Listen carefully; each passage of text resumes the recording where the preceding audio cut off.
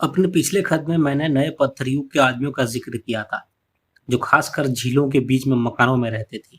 उन लोगों ने बहुत सी बातों में बड़ी तरक्की कर ली थी। उन्होंने खेती करने का तरीका निकाला, वे खाना पकाना जानते थे और ये भी जानते थे कि जानवरों को पाल कर कैसे काम लिया जा सकता है। ये बातें कई हजार वर्ष पुरानी हैं और हमें उनका हाल बहुत कम मालूम है। लेकिन शायद आज दुनिया में आदमियों की जितनी कौमें हैं, उनमें से अक्सर उन्हीं नए पत्थर युग के आदमियों की संतान है।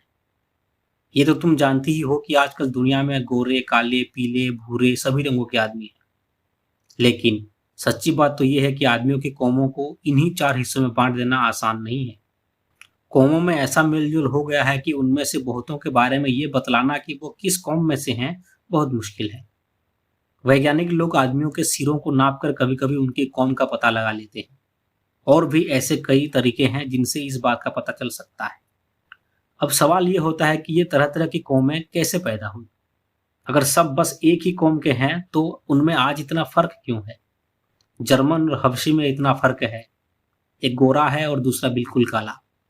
जर्मन के बाल हल्के रंग के और लंबे होते हैं, मगर हबशी के बाल काले और छोटे और घुंघराले होते हैं। चीनी को देखो तो वो इन दोनों से अलग है। तो ये बतलाना बहुत मुश्किल है कि ये फर्क क्यों कर पैदा हो गया। हाँ, इसके कारण हमें मालूम है। मैं तुम्हें पहले ही बतला चुका हूं कि ज्यों-ज्यों जानवरों का रंग-ढंग आसपास की चीजों के मुताबिक होता गया, उनमें धीरे-धीरे तब्दीलियां पैदा होती गई। हो सकता है कि जर्मन और हबशी अलग-अलग कौमों से पैदा हुए हों, लेकिन किसी न किसी जमाने में उनके पुरखे एक ही रहे होंगे। उनमें जो फर्क पैदा हुआ उसकी वजह या तो ये हो सकती है कि उन्हें अपना रहन-सहन अपने पास-पड़ोस की चीजों के मुताबिक बनाना पड़ा, या ये कि कुछ जानवरों की तरह कुछ जातियों ने औरों से ज्यादा आसानी के साथ अपना रहन-सहन बदल लिया हो। मैं तुमको इसकी एक मिसाल देता हूँ। जो आदमी उत्तर के ठंडे और बर्फीले मुल्कों में रहता है, उसमें सर्दी बर्दाश्त करने की ताकत पैदा हो जाती है। इस जमाने में भी इस्किमो जाति वाले उत्तर के बर्फीले मैदानों में रहते हैं और वहां की भयानक सर्दी बर्दाश्त करते हैं। अगर वे हमारे जैसे गर्म मुल्क में आए तो शायद जीते ही न रह सके। और चूंकि वे दुनिया के और हिस्सों से अलग हैं और उन्हें बड़ी कठिनाइयों का सामना करना पड़ता है, उन्हें दुनिया की उतनी बातें नहीं मालूम हुई जितनी और हिस्सों के रहने वाले जानते हैं।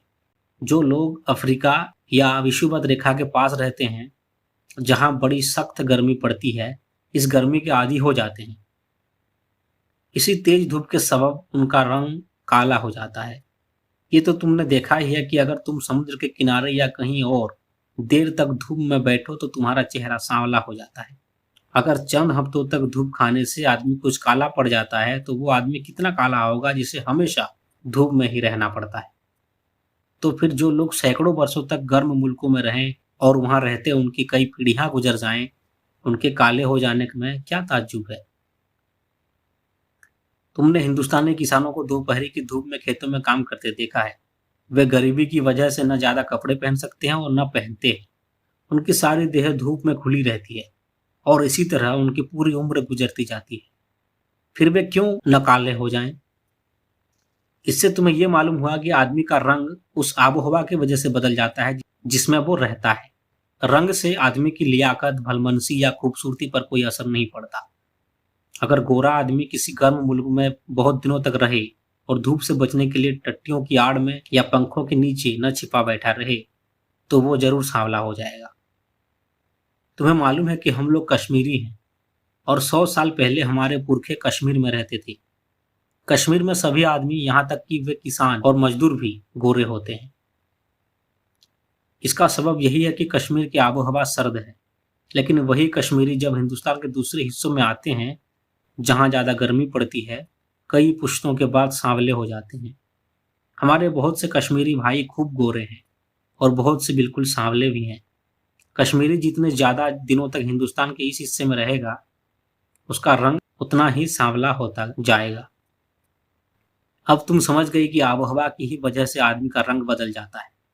ये हो सकता है कि कुछ लोग गर्म मुल्क में रहें, लेकिन मालदार होने की वजह से उन्हें धूप में न काम करना पड़े, वे बड़े बड़े मकानों में रहें और अपने रंग को बचा सकें। अमीर खानदान इस तरह कई पीढ़ियों तक अपने रंग को आबोहवा के असर से बचाए रख सकता है। लेकिन अपने हाथों से काम न करना और दूसरों की कमाई खाना ऐसी बात नहीं जिस पर हम गरूर कर सकें।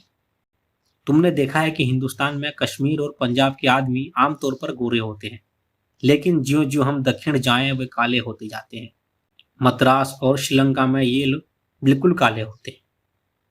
तुम जरूर ही समझ जाओगे कि इसका सबब आबो-हवा है, क्योंकि दक्षिण की तरफ हम जितना ही बढ़े विषुवत रेखा के पास पहुंचते जाते हैं और गर्मी बढ़ती जाती है।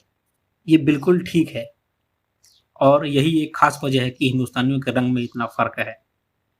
हम आगे चलकर देखेंगे कि ये फर्क कुछ इस वजह से भी है कि शुरू में जो कौमें हिंदुस्तान में आकर बसी थी, उनमें आपस में फर्क था। पुराने जमाने में हिंदुस्तान में बहुत सी कौमें आई और हालांकि बहुत दिनों तक उन्होंने अलग रहने की कोशिश की, लेकिन वे आखिर में बिना मिले न रह सकी। आज किसी हिंदुस्तानी के बारे में यह कहना मुश्किल है कि वो पूरी तरह से किसी एक असली कौम का है।